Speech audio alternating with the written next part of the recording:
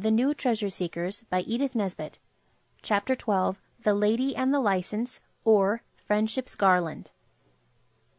My dear Kitties, Miss Sandal's married sister has just come home from Australia, and she feels very tired. No wonder, you will say, after such a long journey. So she is going to Lymchurch to rest. Now, I want all of you to be very quiet, because when you are in your usual form you aren't exactly restful, are you? If this weather lasts, you will be able to be out most of the time, and when you are indoors, for goodness sake control your lungs and your boots, especially H.O.'s. Mrs. Bax has travelled about a good deal, and once was nearly eaten by cannibals, but I hope you won't bother her to tell you stories. She is coming on Friday. I am glad to hear from Alice's letter that you enjoyed the Primrose Fete. Tell Noel that poetical is not the usual way of spelling the word he wants. I send you 10 shillings for pocket money, and again implore you to let Mrs. Bax have a little rest and peace. Your loving father. P.S. If you want anything sent down, tell me, and I will get Mrs. Bax to bring it. I met your friend Mr. Redhouse the other day at lunch. When the letter had been read aloud, and we had read it to ourselves, a sad silence took place. Dickie was the first to speak. "It is rather beastly, I grant you," he said, "but it might have been worse." "I don't see how," said H.O. "I do wish father would jolly well learn to leave my boots alone." "It might be worse, I tell you," said Dickie. "Suppose instead of telling us to keep out of doors it had been the other way." "Yes," said Alice. "Suppose it had been, 'Poor Mrs. Bax requires to be cheered up. Do not leave her side day or night. Take it in turns to make jokes for her. Let not a moment pass without some merry jest.' Oh, yes, it might be much, much worse." "Being able to go out all day makes it all right about trying to make that 2 pounds increase and multiply," remarked Oswald. "Now who's going to meet her at the station? Because after all it's her sister's house, and we've got to be polite to visitors even if we're in a house we aren't related to." This was seen to be so, but no one was keen on going to the station. At last Oswald, ever ready for forlorn hopes, consented to go. We told Mrs. Beale, and she got the best room ready, scrubbing everything till it smelt deliciously of wet wood and mottled soap, and then we decorated the room as well as we could. "She'll want some pretty things," said Alice, "coming from the land of parrots and opossums and gum trees and things." We did think of borrowing the stuffed wildcat that is in the bar at the ship, but we decided that our decorations must be very quiet, and the wildcat, even in its stuffed state, was anything but. So we borrowed a stuffed roach in a glass box and stood it on the chest of drawers. It looked very calm. Seashells are quiet things when they are vacant, and Mrs. Beale let us have the 4 big ones off her chiffonier. The girls got flowers, bluebells, and white wood anemones. We might have had poppies or buttercups, but we thought the colours might be too loud. We took some books up for Mrs. Bax to read in the night, and we took the quietest ones we could find. Sonnets of Sleep, Confessions of an Opium Eater, Twilight of the Gods, Diary of a Dreamer, and By Still Waters were some of them. The girls covered them with grey paper, because some of the bindings were rather gay. The girls hemmed grey calico covers for the drawers and the dressing-table, and we drew the blinds half down, and when all was done the room looked as quiet as a roosting wood-pigeon. We put in a clock, but we did not wind it up. "She can do that herself," said Dora, "if she feels she can bear to hear it ticking." Oswald went to the station to meet her. He rode on the box beside the driver. When the others saw him mount there, I think they were sorry they had not been polite and gone to meet her themselves. Oswald had a jolly ride. We got to the station just as the train came in. Only one lady got out of it, so Oswald knew it must be Mrs. Bax. If he had not been told how quiet she wanted to be, he would have thought she looked rather jolly. She had short hair and gold spectacles. Her skirts were short, and she carried a parrot cage in her hand. It contained our parrot, and when we wrote to tell father that it and Pincher were the only things we wanted sent, we never thought she would have brought either. "Mrs. Bax, I believe?" was the only break Oswald made in the polite silence that he took the parrot cage and her bag from her in. "How do you do?" she said very briskly for a tired lady, and Oswald thought it was noble of her to make the effort to smile. "Are you Oswald or Dickie?" Oswald told her in one calm word which he was, and then Pincher rolled madly out of a dog-box almost into his arms. Pincher would not be quiet. Of course, he did not understand the need for it. Oswald conversed with Pincher in low, restraining whispers as he led the way to the ship's fly. He put the parrot cage on the inside of the carriage, held the door open for Mrs. Bax with silent politeness, closed it as quietly as possible, and prepared to mount on the box. "Oh, won't you come inside?" asked Mrs. Bax. "Do." "No, thank you," said Oswald in calm and mouse-like tones, and to avoid any more jaw he got at once onto the box with Pincher, so that Mrs. Bax was perfectly quiet for the whole 6 miles, unless you count the rattle and shake up and down of the fly. On the box Oswald and Pincher tasted the sweets of a blissful reunion like it says in novels, and the man from the ship looked on and said how well-bred Pincher was. It was a happy drive. There was something almost awful about the sleek, quiet tidiness of the others, who were all standing in a row outside the cottage to welcome Mrs. Bax. They all said, "How do you do?" in hushed voices, and all looked as if butter would not melt in any of their young mouths. I never saw a more soothing-looking lot of kids. She went to her room, and we did not see her again till tea-time. Then, still exquisitely brushed and combed, we sat around the board in silence. We had left the tea-tray place for Mrs. Bax, of course, but she said to Dora, "Wouldn't you like to pour out?" And Dora replied in low, soft tones, "If you wish me to, Mrs. Bax, I usually do." And she did. We passed each other bread and butter and jam and honey with silent courteousness, and of course we saw that she had enough to eat. "Do you manage to amuse yourselves pretty well here?" she asked presently. We said, "Yes, thank you," in hushed tones. "What do you do?" she asked. We did not wish to excite her by telling her what we did, so Dickie murmured, "Nothing in particular," at the same time that Alice said, "All sorts of things." "Tell me about them," said Mrs. Bax invitingly. We replied by a deep silence. She sighed and passed her cup for more tea. "Do you ever feel shy?" she asked suddenly. "I do, dreadfully, with new people." We liked her for saying that, and Alice replied that she hoped she would not feel shy with us. "I hope not," she said. "Do you know there was such a funny woman in the train? She had 17 different parcels, and she kept counting them, and one of them was a kitten, and it was always under the seat when she began to count, so she always got the number wrong." We should have liked to hear about the kitten, especially what colour it was and how old, but Oswald felt that Mrs. Bax was only trying to talk for our sakes, so that we shouldn't feel shy, so he simply said, "Will you have some more cake?" And nothing more was said about the kitten. Mrs. Bax seemed very noble. She kept trying to talk to us about Pincher and trains and Australia, but we were determined she should be quiet, as she wished it so much, and we restrained our brimming curiosity about opossums up gum trees, and about emus and kangaroos and wattles, and only said yes or no, or more often nothing at all. When tea was over we melted away, like snow wreaths in thaw-jean, and went out on the beach and had a yelling match. Our throats felt as though they were full of wool from the hushed tones we had used in talking to Mrs. Bax. Oswald won the match. Next day we kept carefully out of the way, except for meals. Mrs. Bax tried talking again at breakfast-time, but we checked our wish to listen, and passed the pepper, salt, mustard, bread, toast, butter, marmalade, and even the cayenne vinegar and oil, with such politeness that she gave up. We took it in turns to watch the house and drive away organ-grinders. We told them they must not play in front of that house, because there was an Australian lady who had to be kept quiet, and they went at once. This cost us expense, because an organ-grinder will never consent to fly the spot under 2d a flight. We went to bed early. We were quite weary with being so calm and still, but we knew it was our duty, and we liked the feel of having done it. The day after was the day Jake Lee got hurt. Jake is the man who drives about the country in a covered cart, with pins and needles and combs and frying pans, and all the sort of things that farmers' wives are likely to want in a hurry, and no shops for miles. I have always thought Jake's was a beautiful life. I should like to do it myself. Well, this particular day he had got his cart all ready to start, and had got his foot on the wheel to get up, when a motor car went by, puffing and hooting. I always think motor cars seem so rude somehow. And the horse got frightened, and no wonder. It shied, and poor Jake was thrown violently to the ground, and hurt so much that they had to send for the doctor. Of course, we went and asked Mrs. Jake if we could do anything, such as take the cart out and sell the things to the farmers' wives, but she thought not. It was after this that Dickie said, "Why shouldn't we get things of our own and go and sell them with Bates' donkey?"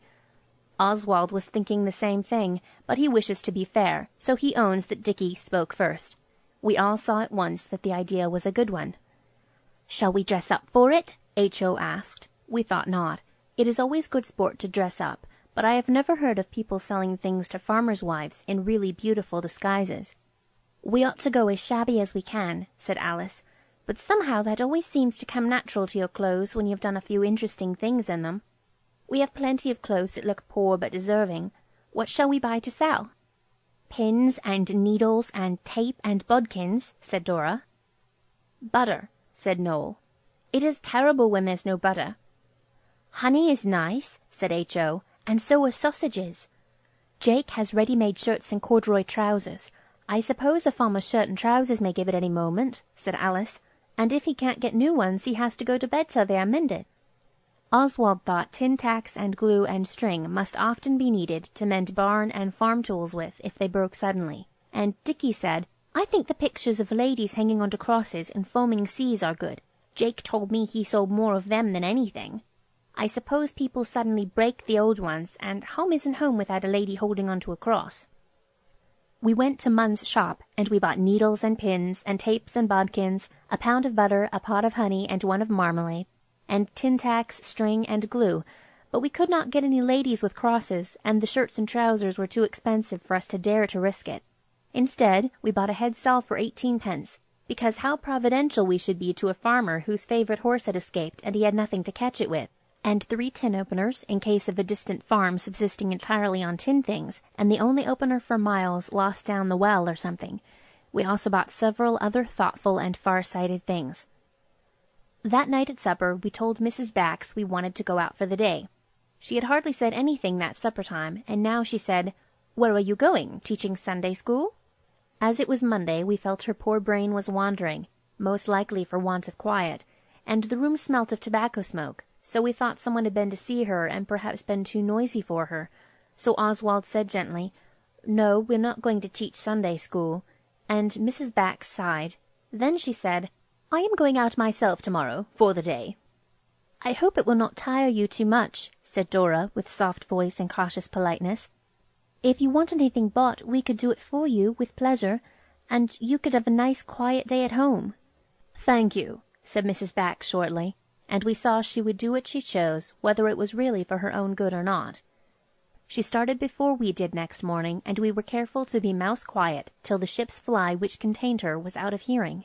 Then we had another yelling competition, and Noel won with that new shriek of his that is like railway engines in distress. And then we went and fetched Bates' donkey and cart, and packed our bales in it, and started, some riding and some running behind. Any faint, distant traces of respectableness that were left to our clothes were soon covered up by the dust of the road and by some of the ginger beer bursting through the violence of the cart, which had no springs. The first farm we stopped at, the woman really did want some pins, for though a very stupid person, she was making a pink blouse, and we said, "Do have some tape, you never know when you may want it." "I believe in buttons," she said. "No string for me, thank you." But when Oswald said, "What about pudding strings? You can't button up puddings as if they were pillows," she consented to listen to reason, but it was only 2p altogether. But at the next place the woman said we were mummickers, and told us to get along do, and she set her dog at us. But when Pincher sprang from the inmost recesses of the cart, she called her dog off. But too late, for it and Pincher were locked in the barking, scuffling, growling embrace of deadly combat. When we had separated the dogs, she went into her house and banged the door, and we went on through the green flat marshes among the buttercups and may bushes. "I wonder what she meant by mummickers," said H.O. "She meant she saw our high-born airs through our shabby clothes," said Alice. "It's always happening, especially to princes. There's nothing so hard to conceal as a really high-bred air." "I've been thinking," said Dicky, "whether honesty wouldn't perhaps be the best policy. Not always, of course, but just this once. If people knew what we were doing it for, they might be glad to help on the good work, what?" So at the next farm, which was half hidden by trees, like the picture at the beginning of Sensible Susan, we tied the pony to the gate-post and knocked at the door. It was opened by a man this time, and Dora said to him, "We are honest traders. We're trying to sell these things to keep a lady who is poor. If you buy some, you will be helping too. Wouldn't you like to do that?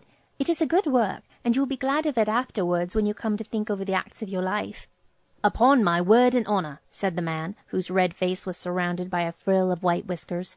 If ever I saw a walking tract, here it stands." "She doesn't mean to be tractish," said Oswald quickly. "It's only her way. But we really are trying to sell things to help a poor person. No humbug, sir. So if we have got anything you want, we shall be glad, and if not, well, there's no harm in asking, is there, sir?" The man with the frilly whiskers was very pleased to be called sir. Oswald knew he would be, and he looked at everything we got, and bought the headstall and 2 tin openers, and a pot of marmalade, and a ball of string, and a pair of braces. This came to 4 and 2 pence, and we were very pleased. It really seemed that our business was establishing itself root and branch. When it came to its being dinner time, which was first noticed through H.O. beginning to cry and say he did not want to play any more, it was found that we had forgotten to bring any dinner, so we had to eat some of our stock, the jam, the biscuits, and the cucumber. "I feel a new man," said Alice, draining the last of the ginger beer bottles. "At that homely village on the brow of yonder hill, we shall sell all that remains of the stock and go home with money in both pockets." But our luck had changed. As so often happens, our hearts beat high with hopeful thoughts, and we felt jollier than we had done all day. Merry laughter and snatches of musical song re-echoed from our cart, and from round it as we went up the hill. All nature was smiling and gay. There was nothing sinister in the look of the trees or the road or anything. Dogs are said to have inside instincts that warn them of intending perils, but Pincher was not a bit instinctive that day somehow. He sported gaily up and down the hedge-banks after pretending rats, and once he was so excited that I believe he was playing at weasels and stoats, but of course there was really no trace of these savage denizens of the jungle. It was just Pincher's varied imagination. We got to the village, and with joyful expectations we knocked at the first door we came to. Alice had spread out a few choice treasures, needles, pins, tape, a photograph frame, and the butter, rather soft by now, and the last of the tin openers on a basket lid, like the fishman does with herrings and whitings and plums and apples. You cannot sell fish in the country unless you sell fruit too. The author does not know why this is. The sun was shining, the sky was blue. There was no sign at all of the intending thunderbolt, not even when the door was opened. This was done by a woman. She just looked at our basket lid of things anyone might have been proud to buy, and smiled. I saw her do it. Then she turned her traitorous head and called, "Jim!" into the cottage. A sleepy grunt rewarded her. "Jim, I say," she repeated. "Come here directly minute." Next moment Jim appeared. He was Jim to her because she was his wife, I suppose, but to us he was the police, with his hair ruffled, from his hateful sofa cushions, no doubt, and his tunic unbuttoned. "What's up?" he said in a husky voice, as if he had been dreaming that he had a cold. "Can't a chap have a minute himself to read the paper in?" "You told me to," said the woman. "You said if any folks come to the door with things I was to call you whether or no." Even now we were blind to the disaster that was entangling us in the meshes of its trap. Alice said, "We've sold a good deal, but we've some things left, very nice things, these crochet needles." But the police, who had buttoned up his tunic in a hurry, said quite fiercely, "Let's have a look at your license." "We didn't bring any," said Noel, "but if you will give us an order we'll bring you some tomorrow." He thought a license was a thing to sell that we ought to have thought of. "None o' your lip," was the unexpected reply of the now plainly brutal constable. "Where's your license, I say?" "We have a license for our dog, but father's got it," said Oswald, always quick-witted, but not, this time, quite quick enough. "Your 'awker's license is what I want, as well you knows, you young limb. Your peddler's license, your license to sell things. You ain't half so half-witted as you want to make out." "We haven't got a peddler's license," said Oswald.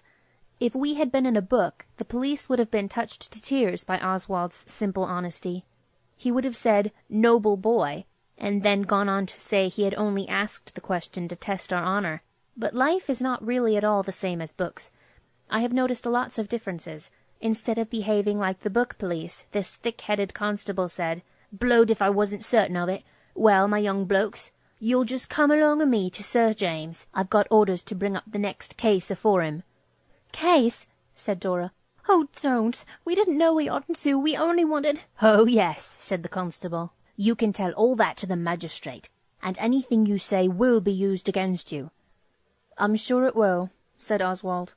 "Dora, don't lower yourself to speak to him. Come, we'll go home." The police was combing its hair with a half-toothless piece of comb, and we turned to go, but it was vain.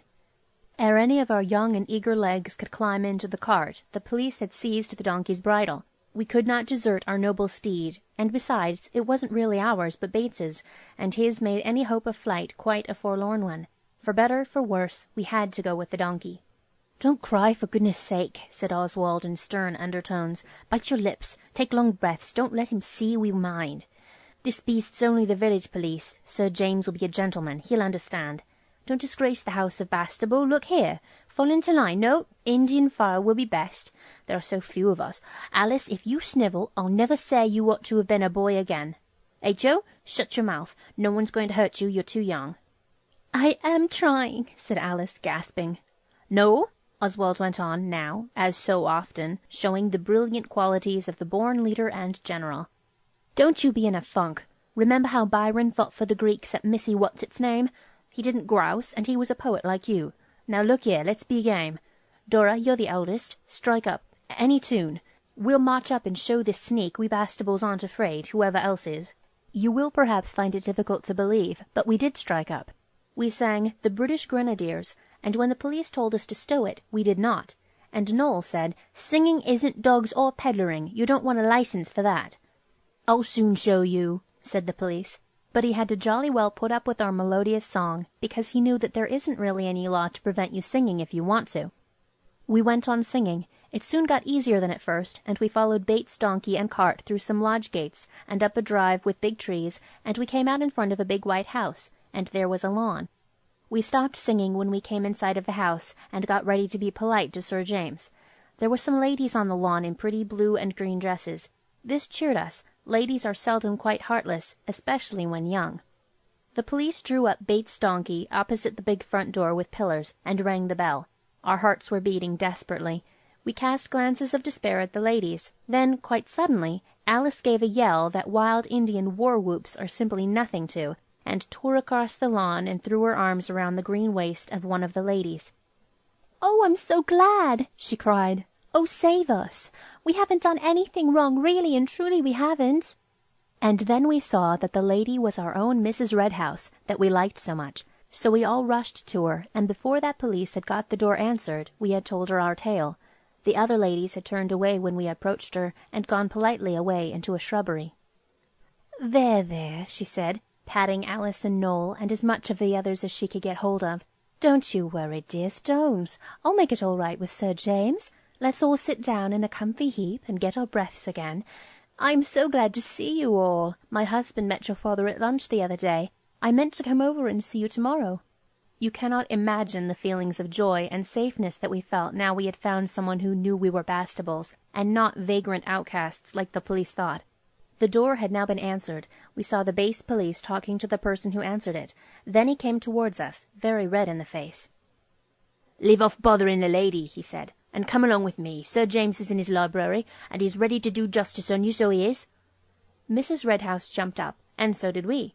She said with smiles, as if nothing was wrong, "Good morning, Inspector." He looked pleased and surprised, as well he might, for it'll be long enough before he's within a mile of being that. "Good morning, miss, I'm sure," he replied. "I think there's been a little mistake, Inspector," she said. "I expect it's some of your men, led away by zeal for their duties, but I'm sure you will understand. I am staying with Lady Harborough, and these children are very dear friends of mine." The police looked very silly, but he said something about hawking without a license. "Oh, no, not hawking," said Mrs. Redhouse. "Not hawking, surely. They were just playing at it, you know. Your subordinates must have been quite mistaken." Our honesty bade us say that he was his own subordinate, and that he hadn't been mistaken, but it is rude to interrupt, especially a lady, so we said nothing. The police said firmly, "You'll excuse me, miss, but Sir James expressly told me to lay information directly next time I caught any of 'em at it without a license." "But you see, you didn't catch them at it." Mrs. Redhouse took some money out of her purse. "You might just give this to your subordinates to console them for the mistake they've made. And look here, these mistakes do lead to trouble sometimes, so I'll tell you what I'll do. I'll promise not to tell Sir James a word about it, so nobody will be blamed." We listened breathless for his reply. He put his hands behind him. "Well, miss," he said at last, "you've managed to put the force in the wrong somehow. which isn't often done, and I'm blessed if I know how you make it out. But there's Sir James a-waiting for me to come before him with my complaint. What am I a-going to say to him?" "Oh, anything," said Mrs. Red House. "Surely someone else has done something wrong that you can tell him about?" "There was a matter of a couple of snares and some night lines," he said slowly, drawing nearer to Mrs. Red House. "But I couldn't take no money, of course." "Of course not," she said. "I beg your pardon for offering it, but I'll give you my name and address, and if ever I can be of any use to you—" She turned her back on us while she wrote it down with a stumpy pencil he lent her, but Oswald could swear that he heard money chink, and that there was something large and round wrapped up in the paper she gave him. "Sorry for any little misunderstanding," the police now said, feeling the paper with his fingers, "and my respects to you, miss, and your young friends. I'd best be going." And he went, to Sir James, I suppose. He seemed quite tamed. I hope the people who set the snares got off. "So, that's all right," said Mrs. Red House. "Oh, you dear children, you must stay to lunch, and we'll have a splendid time." "What a darling princess you are," Noel said slowly. "You are a witch princess, too, with magic powers over the police." "It's not a very pretty sort of magic," she said, and she sighed. "Everything about you is pretty," said Noel, and I could see him beginning to make the faces that always precur his poetry fits. But before the fit could break out thoroughly, the rest of us awoke from our stupor of grateful safeness and began to dance around Mrs. Red House in a ring. And the girls sang "The rose is red, the violet's blue, carnation's sweet, and so are you," over and over again, so we had to join in, though I think "She's a Jolly Good Fellow" would have been more manly and less like a poetry book. Suddenly a known voice broke in on our singing. "Well," it said, and we stopped dancing, and there were the other two ladies who had politely walked off when we first discovered Mrs. Red House, and one of them was Mrs. Bax, of all people in the world, and she was smoking a cigarette, so now we knew where the smell of tobacco came from in the White House. We said "Oh" in one voice, and were silent. "Is it possible," said Mrs. Bax, "that these are the Sunday school children I've been living with these 3 long days?" "We're sorry," said Dora softly. "We wouldn't have made a noise if we'd known you were here." "So I suppose," said Mrs. Bax. "Chloe, you seem to be a witch. How have you galvanized my 6 rag dolls into life like this?" "Rag dolls," said H.O. before we could stop him. "I think you're jolly mean and ungrateful, and it was 6 for making the organs fly." "My brain's reeling," said Mrs. Bax, putting her hands to her head. "H.O. is very rude, and I'm sorry," said Alice. "But it is hard to be called rag dolls when you've only tried to do as you were told." And then, in answer to Mrs. Red House's questions, we told how Father had begged us to be quiet, and how we had earnestly tried to. When it was told, Mrs. Bax began to laugh, and so did Mrs. Red House, and at last Mrs. Bax said, "Oh, my dears, you don't know how glad I am that you're really alive. I began to think, I don't know what I thought, and you're not rag dolls, you're heroes and heroines, every man jack of you, and I do thank you. But I never wanted to be quiet like that. I just didn't want to be bothered with London and tiresome grown-up people. And now let's enjoy ourselves. Shall it be rounders or stories about cannibals?" "Rounders first and stories after," said H.O., and it was so. Mrs. Bax, now that her true nature was revealed, proved to be A1. The author does not ask for a jollier person to be in the house with. We had rare larks the whole time she stayed with us, and to think that we might never have known her true character if she hadn't been an old school friend of Mrs. Red House's, and if Mrs. Red House hadn't been such a friend of ours. Friendship, as Mr. William Smith so truly says in his book about Latin, is the crown of life. End of Chapter 12 of The New Treasure Seekers by Edith Nesbit. Read by Chloe Winters, January 2008.